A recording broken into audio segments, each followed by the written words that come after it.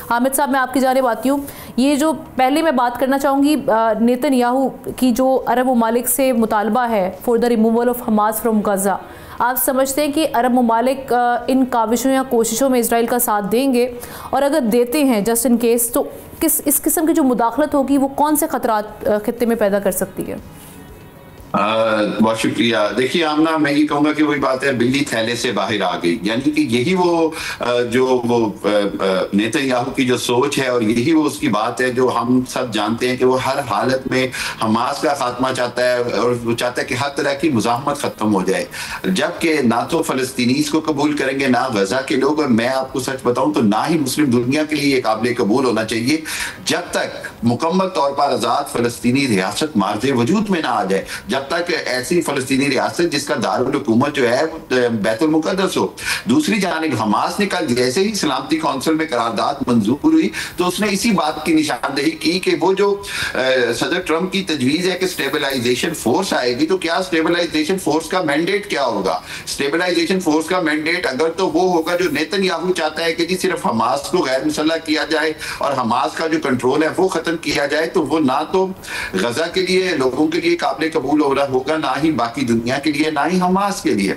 बुनियादी बात समझने की ये है कि जो सदर ट्रंप का 20 निकाती मंसूबा था उसके अंदर जो फलस्तीनी रियासत के हवाले से बात हुई है उस पर अमल दरामद होना जरूरी है। हमास का गैर मुसल्लह इस हालत में हो जाना जो है वो मैं समझता हूँ कि फलस्तीन के लिए इंतहाई नुकसानदेह होगा, क्योंकि हमने देखा कि चाहे वो कैंप डेविड मुआहिदा हो, ओस्लो मुआहिदा हो या बाद के जो मामलात हों, जहां जहां पर भी इसराइल ने मुआहिदा किया उससे बाद में फिर गए। और नेतन्याहू जो है वो तो किसी हालत में कोई क्रेडिबिलिटी ही नहीं रखते हैं।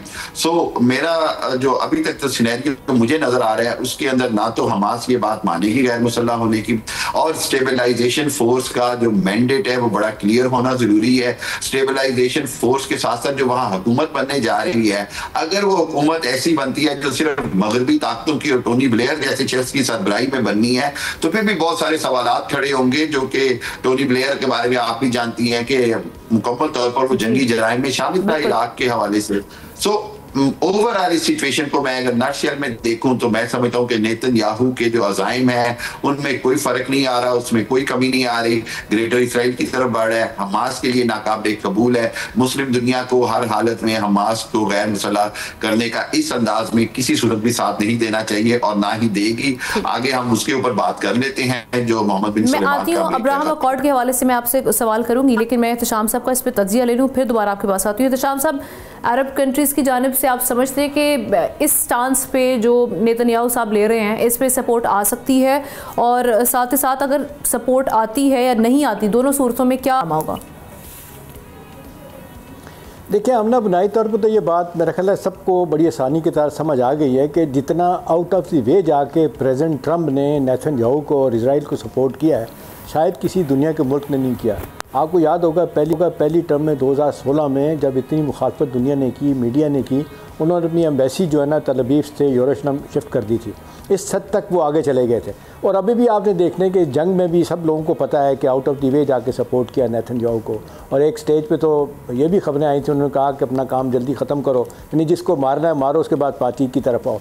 लेकिन अब सूरत हाल हम ना बड़ी तेज़ी के साथ तब्दील हो रही है। लेकिन सऊदी अरब का जो अब रीजनल रोल से ग्लोबल रोल बन रहा है, तो वो सऊदी अरब को ये बड़ी अच्छी तरह पता है कि इस वक्त सारी दुनिया जो है ना मुसलमान मुल्क उनकी तरफ देखते हैं। ख़ास तौर पे 8 वो ममालिक जो मिले थे जिनके सरबराह प्रेसिडेंट ट्रंप को, और ये गज़ा का पीस प्लान बुनियादी तौर पे वहाँ पे तय हुआ था।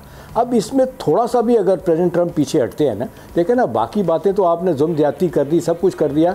किसी स्टेज पे ये भी हो सकता है कि हमास को जो है ना वो कैसे नहीं अनाम कर देंगे, लेकिन ये है कि एडमिनिस्ट्रेटिव अथॉरिटी आप कैसे छीन लेंगे, लोग कहते हैं उनके पास रहनी चाहिए। और फिर ये बात है कि ये जो सेल्फ डिटर्मिनेशन वाली बात थी, तो उनको इजराइल को अपना ये हक़ देना पड़ेगा जो उन्होंने तस्लीम किया हुआ पूरी दुनिया के सामने कि 2 स्टेट सोल्यूशन होंगे और वहाँ पे फ़लस्तीनियों की हुकूमत होगी। अभी देखें जंग के दौरान ही बेशुमार मुल्क जो है ना यूरोप के, उन्होंने तस्लीम किया और अपना फ़लस्तीन को, और उन्होंने कहा कि जी हम उनके साथ ताल्लुकात रखेंगे। तो बहुत बड़ी इजराइल की नाकामी थी। अब प्रेसिडेंट ट्रंप के लिए बड़ा मसला है कि अब वो देखें ना जिस तरीके से सऊदी अरब ने सपोर्ट किया, बहुत से वालों से क्रिटिसिज्म भी लिया कि जी इनको जो कुछ करना चाहिए था मुस्लिम दुनिया ने नहीं किया, 70,000 से ज़्यादा लोगों को मार दिया गया, 2 साल से जंग करके बुरा हाल कर दिया, लेकिन मुसलमान मुल्कों ने कुछ नहीं किया। तो बड़ा ज़्यादा शदीद दबाव है इस वक्त प्रेसिडेंट अपना MBI मोहम्मद बिन सलमान पे, जो वर्चुअली सरबराह हैं, किंग हैं वहाँ पे, वालिद उनके बीमार हैं। तो वो ये अब इस सूरत हाल में मेरा ख्याल है ये अपना प्रेसिडेंट ट्रंप को कहना कि कंसीड करना पड़ेगा और वो वाकई तड़ी लगानी पड़ेगी इनको, नेतन्याहू को भी तुम्हारे लिए हमने बहुत कुछ कर दिया।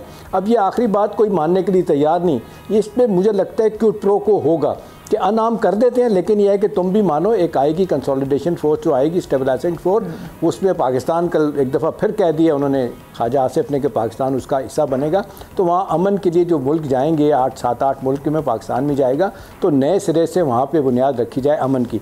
तो मेरा ख्याल है ये एक बहुत सीरियस पॉइंट है जिसको ट्रंप भी और बाकी लोग भी समझ रहे हैं। ट्रंप के लिए बाय द वे हमने जो सूरत-ए-हाल अनपॉपुलर हो रहे हैं, लेकिन ये डील इतनी इंपॉर्टेंट है। अभी देखें जितनी बड़ी बड़ी कंपनियां हैं ना वो ऑन बोर्ड आ गई हैं। ये जो सीवियर न्यूक्लियर टेक्नोलॉजी का मायदा जो किया गया है इनके साथ, अपना सऊदी अरब के साथ अमेरिका ने, तो बड़ी कंपनियों ने आना है। $1 ट्रिलियन आमना, ये अनहर्ड ऑफ है, मुझे नहीं याद किसी मुल्क ने इतना बड़ा मायदा किया सरमायाकारी के लिए, ये सऊदी अरब करेगा। तो नतीजतन इस वक्त जो सूरत-ए-हाल इकोनॉमिक कंडीशन अमेरिका की ख़राब है, वो किसी सूरत में भी प्रेसिडेंट ट्रंप नहीं चाहेगा कि MBS को नाराज़ करें। MBS को नाराज़ करने का मतलब है जो 54-57 मुल्क हैं उनके लिए जो है ना वो उनकी जिसको कहते हैं अपोजिशन बर्दाश्त करें। तो मुझे लगता है कहीं ना कहीं ये दबाव आएगा और ये अल्टीमेटली इनको जाना पड़ेगा, एक जो फ़लस्तीनियों की रियासत बननी है उस तरफ। अदरवाइज मुझे नहीं लगता कि सऊदी अरब उनके साथ खड़ा होगा। एक और बहुत जो अच्छी बात हुई आमना कि हमारा जो सऊदी अरब के साथ वायदा हुआ दिफाई, उसको देखते हुए कहा जा रहा है कि उनको लग रहा है, बहुत सारी खबरें जो अमेरिका, कल मैं न्यूयॉर्क टाइम की स्टोरी पढ़ रहा था कि अमेरिकियों को अंदाज़ा है कि सऊदी अरब जो है वो उसके पास बड़े ऑप्शन है, वो चाइना की तरफ जा सकता है, वो अपना क्या कहते हैं रशिया की तरफ जा सकता है। और एक इसमें बड़ी खबर आमना ये है कि जिस तरीके से पाकिस्तान, तुर्की और अज़रबैजान ने फैसला किया है, मुझे ज़ाती तौर पे आमना ये पता है, खबर दे देता हूँ आपको, बड़े पैमाने पे हमारा उनके साथ जो है ना जहाज़ बनाने का, टैंक बनाने का प्रोग्राम बन गया है। तो उनको लग रहा है कि किसी स्टेज पे सऊदी अरब भी वहाँ शामिल हो जाएगा। सब्सक्राइब करें और बेल दबाएं ताकि कोई खबर रह न जाए।